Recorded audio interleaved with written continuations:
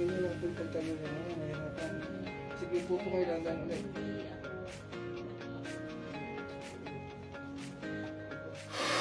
Yung naman yung parang minamasid sa loob ng katawan mo. Ng katawan mo. Oh, kaya na. Sa ganyan kasi malalim kasi. Parang hirap ako.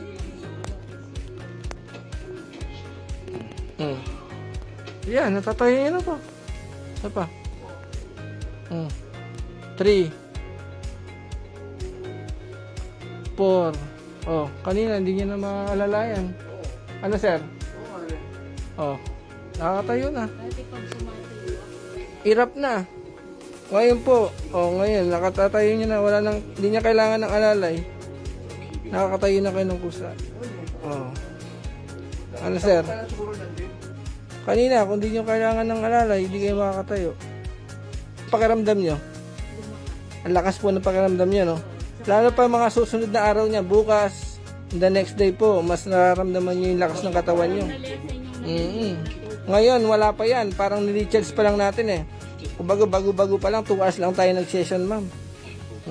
Mamaya-maya pa yan, mas mararamdaman niyo pa yung lakas niyo. DM for more details.